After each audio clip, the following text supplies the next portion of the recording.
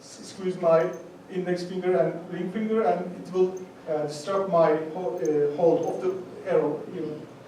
So that's also another technique for the thumb ring. That's why I'm using a one-point draw. So it's not squeezing anything, and it's really giving me a clean shot in terms of, let's say, archery paradox. Where you get going there. Yeah. So it's we've only got so much time. Yeah. It's just giving a clean shot for the arrow, so it's not really disturbed, and it just goes much better than the disturbed type, you can say. And this is a drawing of a Ottoman Sultan, which is doing some sports in his free time, which everyone was, I think, do some kind of this. It's a kabak. Yeah, it's This is like a kabak means the squash. I think it's kind of A vegetable. yeah, it's kind of a vegetable, let's say, and they just put it on a pole. It's a really long pole. It just differs about the length, but it's mostly played around Central Asia or even in Ottoman times, even still now, I can say. And they just put it there, and right after they ride past it, they just turn back and shoot their arrows and try to hit the kabak, and they do. So this is kind of a battle practice for shooting something like maybe a bird or someone sitting on top of a castle wall, or maybe Superman. I don't know. Yeah, it's useless, but Yeah. We got some great videos of you doing trick shooting. That's true, yeah. Next Superman. We got you laying down. But without the Superman, yeah. Yeah. Okay. So that's mostly it. I can say I will. Was that used for during the wartime, or is that only for the? Actually, this is useful for the sieges, because also the cavalry was used for the siege. So if you have an enemy that's standing up there with some crossbow or something that's just shooting at you, you need to be able to shoot them back accurately on horseback, because horse is giving you an opportunity to dodge their missiles, and you just shoot them back. So it's more direct than because the other ones, you shoot up and then it arches and goes down. Just like we were talking about with the chariots, these guys have the ability to move faster than people on foot. So horse archers, they can ride in and ride out faster than anyone could run in and run out, for instance. So they found ways to exploit that advantage everywhere they could. Ride up to a castle wall and shoot straight up, shoot back over your shoulder while your enemy thinks you're running away, like this guy here is. There's also that great technique for shooting right down next to your own foot. yeah. You have it? Picture? Oh yeah, we got it in the next slide. Right. So actually, this is most likely the difference between the longbow and the shorter bows, about the strategies or the military tactics, because those were used by less trained militia, and they were used for maybe some shovel arrows or. I think he's insulting my blood. I don't insult your bow, I'm just insulting your troops. So it's different. So they were mostly used for showering arrows and just spray and pray, maybe you can say. But these were used by because the regular militiamen with the bows were not using them in their regular lives. So they were just picking them up when they are going to war, which is maybe once a year, maybe if they are lucky enough. And then they were just putting them aside, and they were just going to the farms or something, doing something. So they were not really archers, but the users of these bows, He's running out thick here, isn't he? they were always using these kind of bows. So they were really trained well, and they were hunting with them. They were fighting with them all the time, and they were really used to their bows. So they were picking their targets. They were not mostly shooting like barrages, but they were mostly picking their targets, which is a difference in their tactics. So this is the thing that I just did here, but much more elegant. And yeah, All right. so these are, First one here.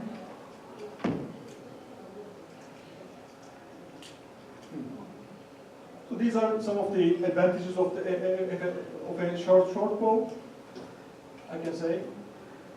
So this device is the Majra. If you want to explain what that is. So first of all, this is called, this technique is called jarmaki.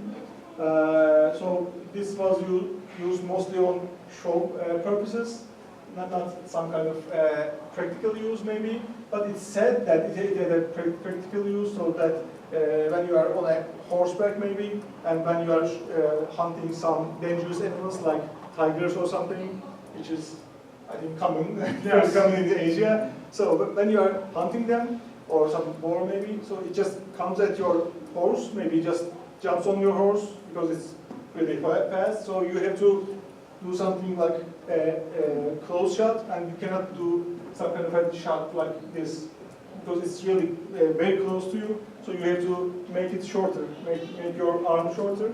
So this is said to be used in such a scenario.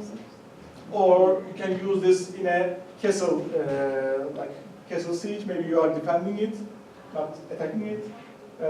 So you need to shoot some guy on the ladder maybe. So you cannot just go on and leave your body exposed to everyone, but you are just using your technique and just shooting off your enemies. How many times have you shot your foot? None so far. Thankfully. So the other one is called the Majra, and this was used by other Asian armies, I can say, like Koreans or maybe Persians.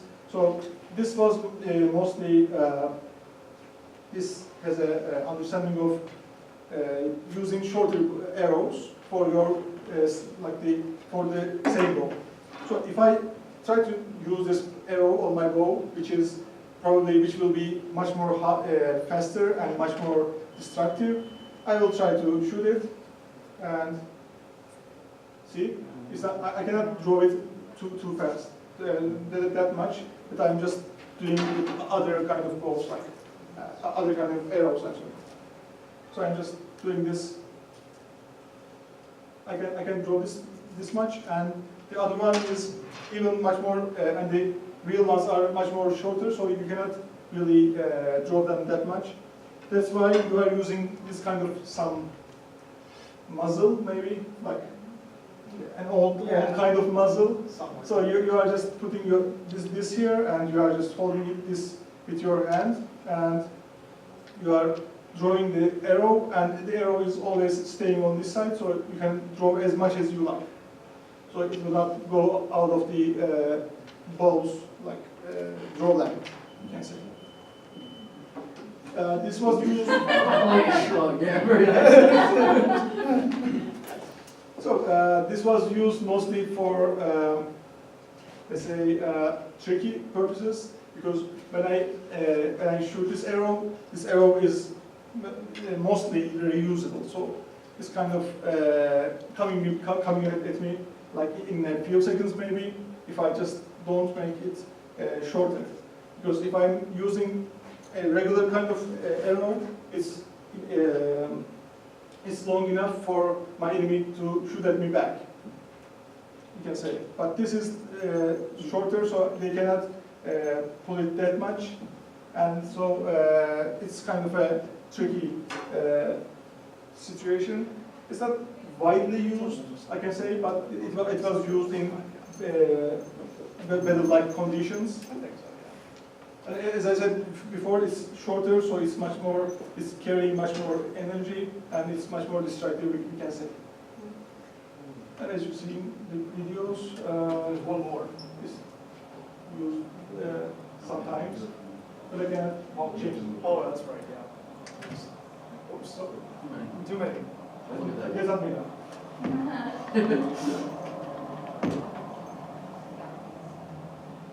I try to keep In here you see that one of the advantage of using a thumb draw, because when you are using a thumb draw, you can use your other fingers as Wow, I counted, he shot 3 arrows in like 9 or 10 seconds. It's like very fast, from loading just from the hand.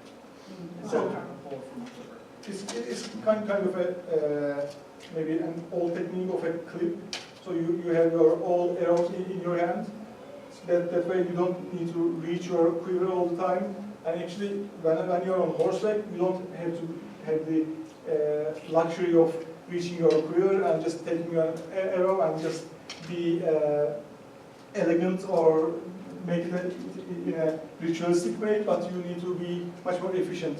You need to be much more fast, and you just shoot these arrows and it just goes up, and I just take another and shoot it again. So it's this way you are just using as much arrows when you are maybe pursuing somebody or when you are in a close combat distance. So you need to fire as much as you need, and then maybe run back or something. But this is giving you some advantage. So that's why you are using a thumb draw actually, because the thumb draw is giving you this luxury. With 3 fingers, they are making some made-up techniques, but they are not maybe authentic. So Some made-up technique. yeah, so they are using this kind of stuff. So they are just pulling it from here and then just loading the bow, but they are not. I think they are not so authentic. So I'm not going to explain them so much. But this is the proper way, I can say. To be, it was used in a warlike condition. And actually, maybe you can see on my back, this is a well modified version of a coin, a Seljuk coin. The Seljuks were let's say 10th to 12th century. They were in Anatolia and they built empires and stuff like that. So they printed coins and they used one of the depictions of this kind of technique on their coins. So you can see that it's well, one of the sultans is holding some arrows on one hand, and he's just shooting in the rear while holding these arrows. So it's kind of a very practical. practical, useful, and I think it was useful, so they used it. So because they were mostly practical people, so makes sense. Right? Yeah, and that's Yeah, it's only anytime you click a video, it's kind of weird. There you go. Okay, and now we come back to us again, North America. Everybody knows, everybody's picture of Indians charging on horseback with bows in their hands. The types of bow, that's Geronimo over there, by the way, with a short Plains style bow. You see, it's not much bigger than one of the bows that he's over there got, but it's made out of all wood, sometimes wood and sinew. But there's many different kinds of bows in America, as there were different types of Indian tribes. Like this would be a short type of bow, very similar to what, stop that. Very similar to what our Apache friend has in his hands right there. This is the short type of bow that was used on horseback in the West, whereas the tribes that would have lived here or farther east were more common to use larger bows because they didn't have to be on horseback for one. That's a cable-back bow. Comes from the far north, Alaska and Siberia.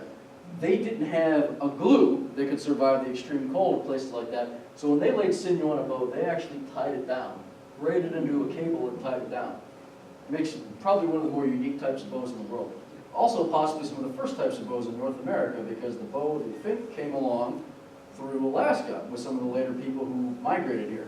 Because they used the atlatl in America up until around 500 to 700 AD. Some of the last people in the world to adopt bows and arrows over the atlatl. This is a Plains Indian style bow. We just saw Geronimo there having one. This one the same thing. You can see it's a very short bow and a very short draw because they weren't concerned with range. They would simply ride their horse right up into your face and shoot 3 or 4 arrows at you before you could do anything about it. there were Army medical records saying that if a soldier got hit with one arrow, he generally got hit with 3 or 4. If you held still long enough to catch one arrow, they're going to pump 3 or 4 more into you. And that's how they got around by hunting buffalo, is the same technique. They'd ride up and pepper the vitals of a buffalo with those arrows. Don't let the size of the bow fool you. They can put an arrow clean through a buffalo. If you've ever been to the View Museum and seen the buffalo there, or the zoo for that matter, that's a big animal to put an arrow all the way through. So they're not inconsiderable bows, not at all. In America, archery, of course, sort of died out towards the end of the Western period. You didn't see a lot of people doing it. Until 1911, they found an Indian from the Yahi tribe living in an isolated valley in California. His name was Ishi. Being early 20th century America, what they did is they put him in a glass box in the University of California and watched him for a while. The guy who was his physician, his medical doctor, his name was Saxon Pope. And he talked these guys into saying, well, wouldn't it be better to observe him in the wild than put him in a box in a college? So they went back out in the woods where he grew up, and they learned a lot of skills that he knew as he taught them. One of the things he taught them was archery. You see Saxon Pope right there, and that's Ishi, our man, right there. Even though Ishi's life was not long, Saxon Pope and, oh, there he is again, Ishi. Saxon Pope and his friend Art Young decided to make archery a big interest of theirs. And they went all around the world hunting various large game animals, teaching people that archery was still a very viable way to provide meat for your table. Because people had mostly forgotten about archery by that point. Most of those people were still using the English-style longbow. But it wasn't long before the older style of bow, the kind of bow that Ishi made, started to make inroads into the archery community and produce what we call the American-style flat bow. You see, still long, still a bow, but a lot flatter than the English bows. They found them to be a lot more comfortable to shoot at lighter draw weights than the big English longbows were. The next guy to make it bad, I don't know if we have any Howard Hill slides?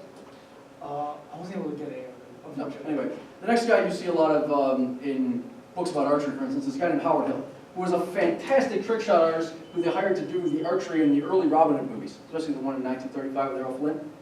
You know all the story about how Robin Hood shoots the arrow in half to win the prize? Supposedly he was at the fair and the sheriff's hand-picked archer who he brought in to beat the guy shot a dead center bullseye. Couldn't possibly be beaten, right? So Robin Hood rode right up, or walked right up, and shot an arrow, cleaved the other guy's arrow right in half. And he wins. So when they were casting for that movie, they had archers from all over the world come in to shoot. And Howard Hill walked up and shot an arrow clean through the other person's arrow at 20 yards. They said, "Can you do that again?" He said, "How many times?" He got the job. Back in those days, they didn't worry about safety so much. One of the things they used to do for newsreels was pay Hollywood stuntmen to stand there with a beer can on their head while Howard Hill shot it off. He was a pretty phenomenal archer. That was right around the time of, say, the Second World War, bringing archery up into the modern age. Now, what makes a lot of bows, modern bows possible, especially some of the Asiatic bows we have here, is fiberglass, which was developed after World War II. But it was a long time for anyone to figure out how to use it for bows until this guy came along, Fred Bear. And you notice the bow in his hand is the bow that most people are going to recognize as a modern bow, all because of that guy. He figured out how to take fiberglass and little skinny pieces of wood and laminate them together and make a superior bow every time. Now you didn't have to worry so much about materials, you didn't have to find all this wood, season it, cure it. Now all I had to do was lay the fiberglass the right way in a big mold, and you could mass produce bows everywhere. And since they are so light and so fast, they didn't need to be heavy weights anymore. No longer did you have to pull 70 or 80 pounds on a bow to hunt with. Now you can pull 30 or 40 pounds.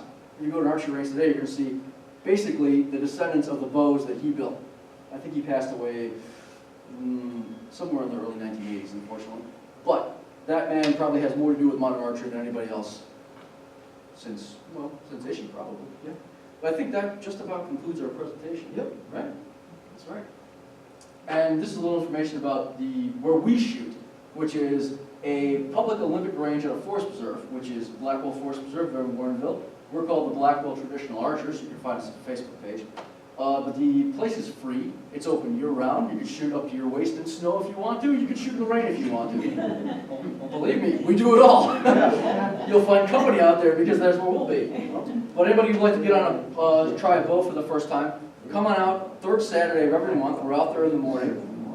Usually we've got plenty of bows. As you can see, we have more than one. We're more than happy to lend a bow and teach people what we know about shooting. That's how we all started, was we just walked in one day and someone was kind enough to help us out. And now we're passing on to the next person. Is that our last slide? We got a few more. So we're going to do something specifically. So for Chinese archery, whether we're doing Manchurian style or we're going to actually Korean roll off. It also works for Koreans too. We're actually Chinese style. You can look up these Facebook pages here. Chinese Archery and The Way of Archery. That book, actually, you have a copy of it back there. Two guys that wrote it, Jia Tin and Justin Ma.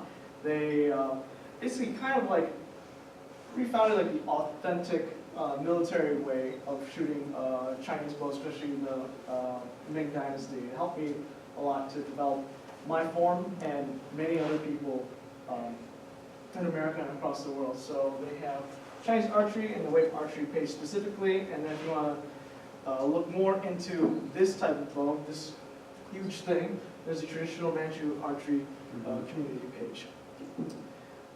People are, we want to spread knowledge, so we're not going to be doing weird gatekeeping or anything like that. If you want to know, please ask. We're more than happy to share with you, especially because some of these things were extinct, basically. Chinese archery from probably like the 50s to the 80s was practically extinct due to the political situation there. The unfortunate thing with most skills that are taught from one person to the next, all you have to do is break one link in that chain, and information can be lost. Oh, yes. Yeah. It's only in recent years that people have been gotten back into it with sometimes with modern materials, sometimes with traditional materials, and rediscovering the things that maybe our ancestors knew all too well. Yep. They were stumbling on in the beginning. Now a lot of people are getting better. We're getting better bows, getting better representation of people that shoot them. So please don't, do not hesitate to ask. And then lastly, if you want to know more about Turkish archery, organization Tirandaz, which is our friend Akin is a part of, they are pretty much the foremost group in rediscovering and preserving that art. They have a great webpage, tirandaz.com. They have a Facebook group, but most of it's in Turkish, so I guess if you can read it, by all means. But tirandaz.com is in English, and they have a lot of great pictures, a lot of great articles. Highly recommend. Check it out. But it's not really It's working not, well. yeah, it's not the greatest.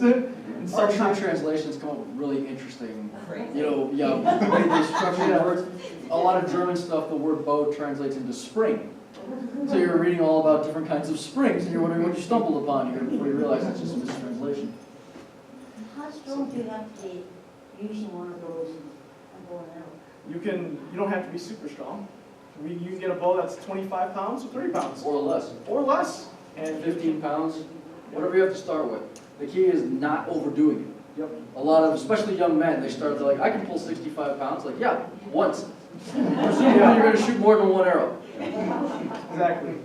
Does it use it? The archery isn't scary. You just get the bow that's the right fit for you. You don't have to have huge bulging muscles or anything like that. Just start low. Just like with anything. And you just slowly build up. Where do you buy your bow and arrow? Where do you buy them? Sometimes. There's a shop in Chicagoland that we recommend a lot of people to if they're looking for traditional equipment. It's called Archery Custom Shop. It's in Forest Park, Illinois. It's been there for a very long time, and it's one of the few shops where they actually know traditional archery. Most shops are geared towards selling you whatever is the biggest price tag they have. We deal with a lot of people who show up at our range with all sorts of mismatched equipment because the guy who sold it to him was on loan from the camping department at Cabela's. And he said, well, this bow looks good with these arrows, take them. So I always say the first time you go out, go somewhere you're going to get the right information. Then once you know what you want, then you can go shopping around for the best price. Would you repeat that?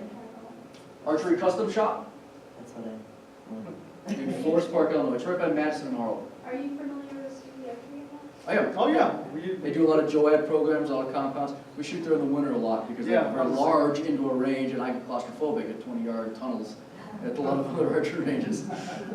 But still mostly geared towards modern compounds. It is modern, Yeah. yeah. Like the owners that are really. Very nice people, yeah. They take a lot of time. They do.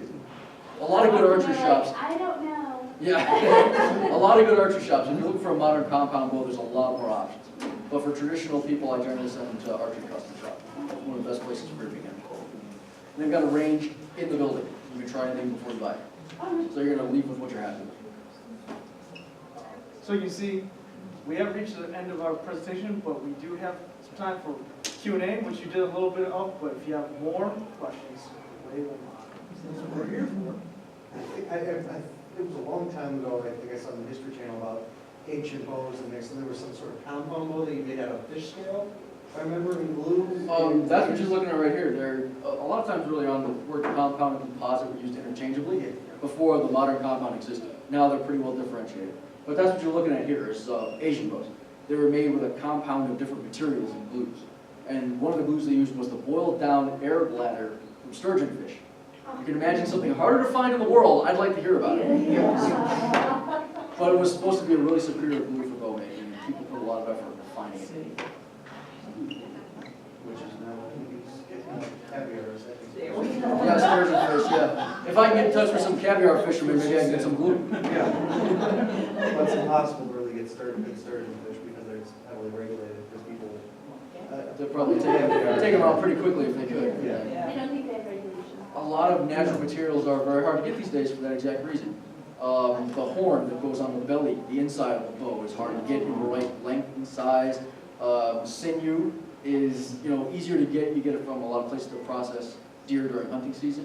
Sinew can be gotten from, but high quality wood, people cut wood completely indiscriminately these days. So if you call up a lumber yard and say you want wood, they're like, yeah, we got wood. I'm like, well, do you have good wood? They're like, we have no idea. There's some wood there, there's some wood there, there's some wood there.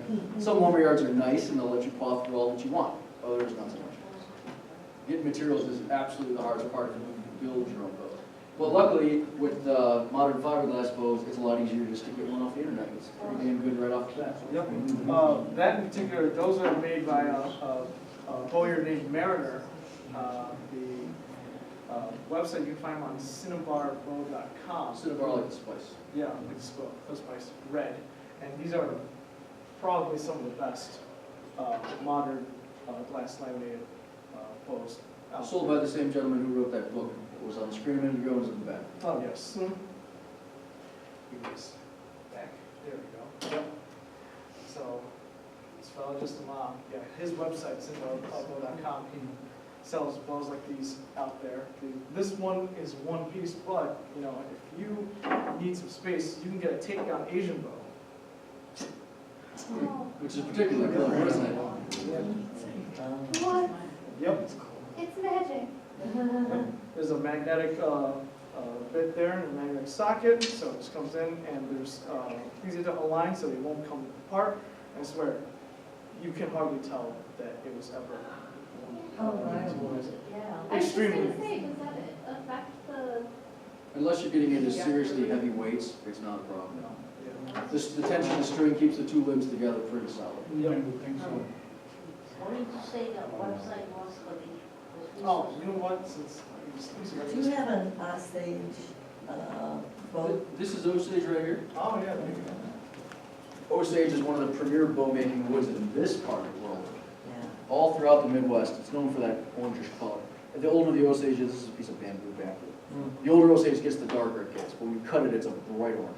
Matter of fact, the middle atlatl spear through there is made of Osage. Nasty tree. Yeah, they say you can look through about you can look through about 1,000 of them before you find one with straight grain. Because they grow twisty and snarly and curly. And if you're building bows, you don't want twisty and snarly. Right. Cinnabar. One of the arguments I have with lumber shop owners is they like twisty and snarly because it makes beautiful cabinets. I want the straight stuff. Yes. Up there, I can show you.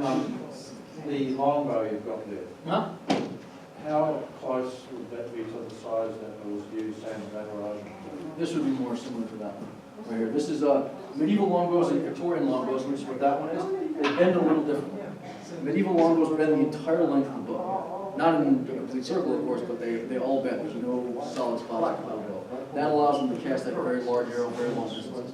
Victorian style bow has got a rigid handle section, and so rigid tips makes it more comfortable to shoot with light weights. Because that was more for recreational purposes. So how long is your arrow for a longbow like the one you have?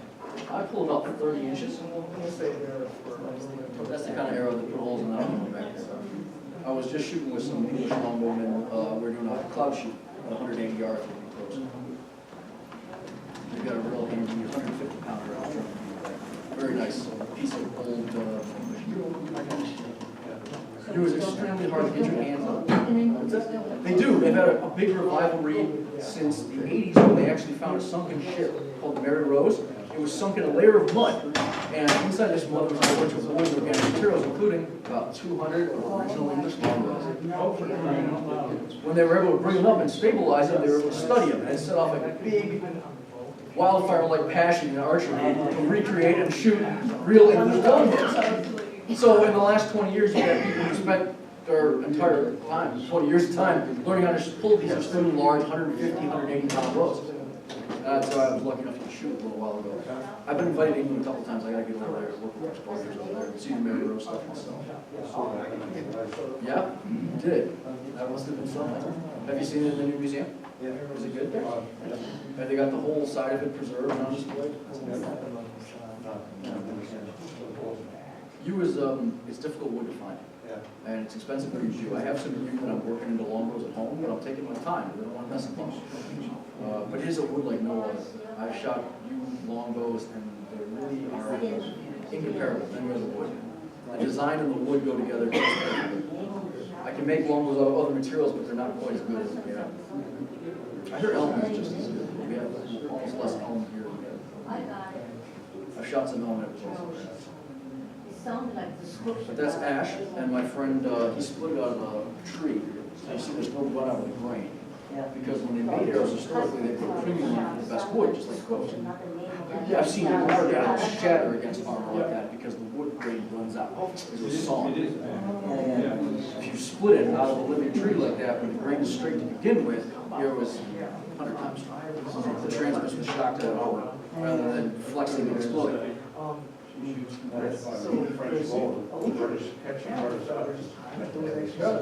don't tell that story. So if you have a to tell me.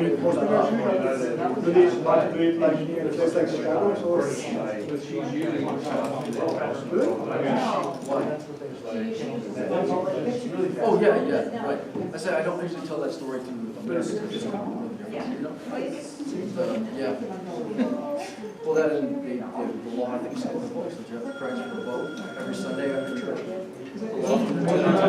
That's the story artists like to tell. We know some people that will ask them to look at that. Yeah, that's the story artists like to tell.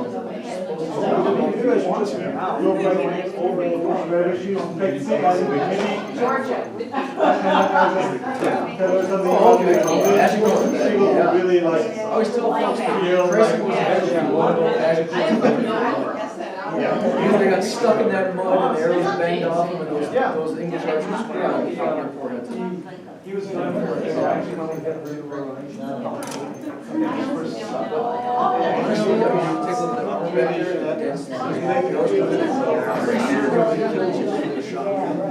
I've had friends who've done tests on zones with force meters on. They show that the impact arrows enough to just stop the blood flow. Doesn't even need to penetrate. Oh, yes.